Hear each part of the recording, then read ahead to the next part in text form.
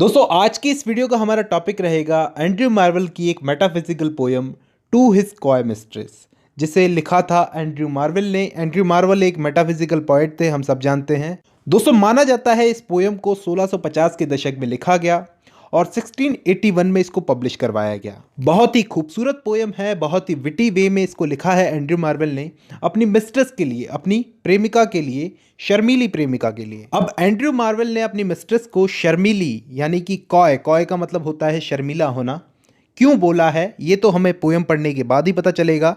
I think शायद इसलिए बोला है क्योंकि वो उसके साथ प्रेम जताना नहीं चाहती, या फिर कह लो संबंध नहीं बनाना चाहती, इसलिए थोड़ा शर्म दिखा रही है इसलिए। लेकिन दोस्तों एक बात मैं आप लोगों को क्लियर कर देना चाहता हूं कि इस पोयम को पढ़ते हुए शर्म बिल्कुल मत करना, क्योंकि लिटरेचर में सब कुछ चलता है। चलो ये तो मजाक की बात हो गई, शुरू करते हैं आज की हमारी poem.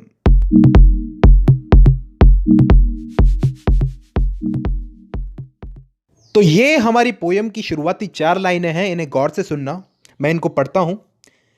Had we but world enough and time, this coyness lady were no crime. दोस्तों इन 2 लाइनों का मतलब यह है कि अगर हमारे पास इतना पर्याप्त समय होता, had we but world enough and time, कि अगर हमारे पास इतना पर्याप्त समय होता, so this coyness lady were no crime, तो लेडी तुम्हारी ये कॉइनेस, तुम्हारी ये शर्म कोई क्राइम नहीं होती।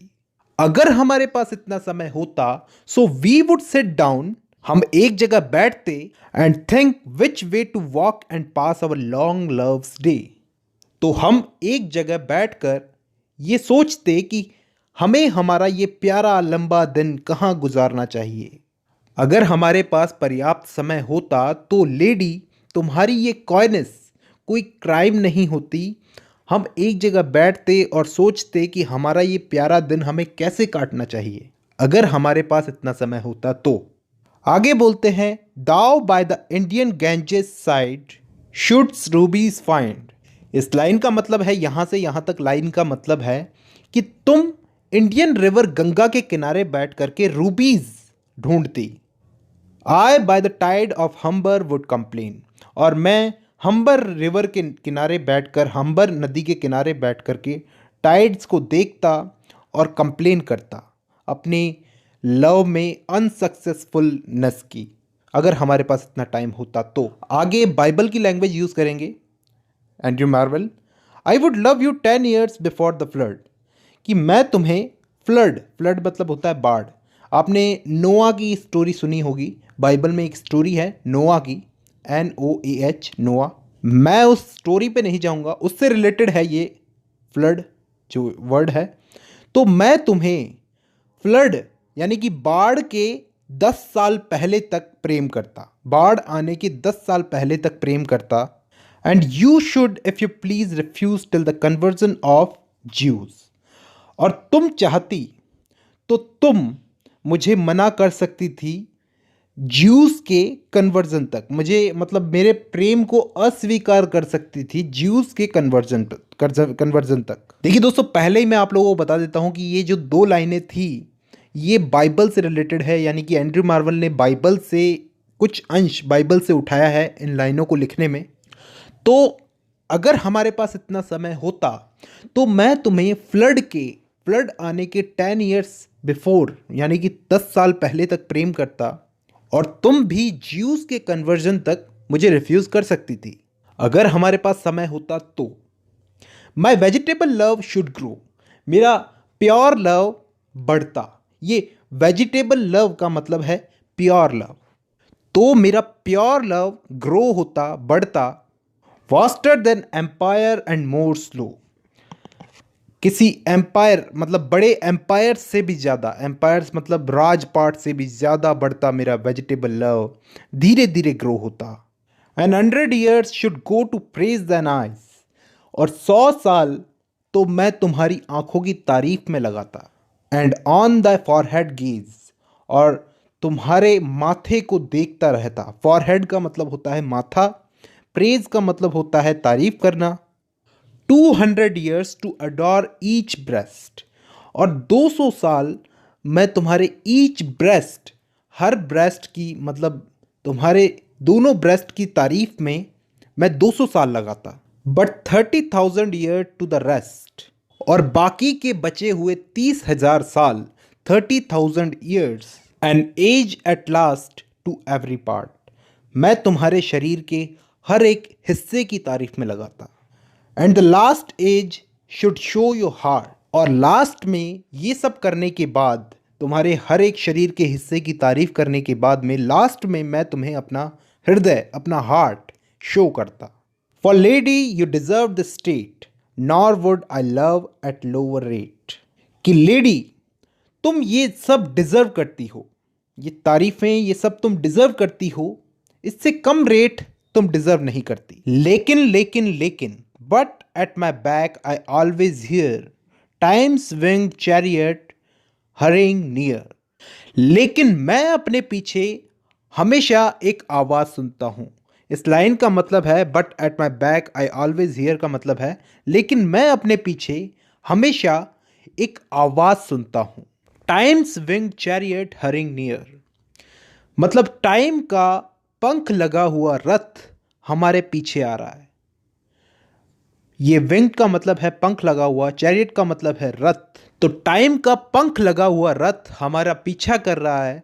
और अब इशारा करते हुए बोलते हैं and yonder all before a slide desert of vast eternity. Andrew Marvell अपनी कॉय मिस्ट्रेस को इशारा करते हुए बताते हैं एंड यॉन्डर, और वहां देखो, हमें desert of vast eternity, time के एंडलेस रेगिस्तान को पार करना है, हमें टाइम के एंडलेस डेजर्ट में जाना है। The beauty shall no more be found, और जिस ब्यूटी पर तुम इतना घमंड कर रही हो, shall no more be found, ये तब नहीं रहेगी।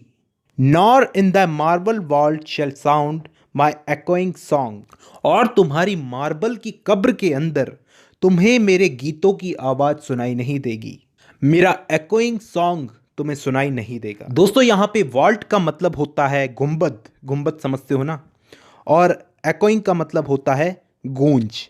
तो एक दिन तुम मर जाओगी, तुम्हारी कब्र होगी, कब्र के अंदर तुम्हें मेरे गाए हुए गीतों का साउंड नहीं सुनाई देगा, जो मैं अभी तुम्हारे लिए गा रहा हूं वो वहां पे नहीं होगा। Then worm shall try that long preserved virginity, और कब्र के अंदर कीड़े, वॉर्म्स का मतलब दोस्तों कीड़े, तो कब्र के अंदर कीड़े तुम्हारी इस वर्जिनिटी को खाएंगे। तुम्हारी ये जो लॉन्ग प्रिजर्व्ड वर्जिनिटी है, जिसको तुमने इतने प्राइड से संभाल के रखा है, प्यार से संभाल के रखा है, उसे वो कीड़े खाएंगे। And you quaint honour turn into dust, और तुम्हारा ये, सबसे पहले तो मैं आपको ये क्वेंट ऑनर का मतलब समझा देता हूँ, और इस पूरी लाइन का मतलब भी समझा देता हूँ। थोड़ी सी विटी लाइन है दोस्तों यहाँ पे। ये क्वेंट ऑनर का यहाँ पे मतलब है दोस्तों विचित्र सी चीज, किसी विचित्र सी चीज पर घमंड करना। तुम जो ये अपनी किसी विचित्र सी चीज पर इतना घमंड कर रही हो, वो सब एक दिन डस्ट में बदल जाएगा। And into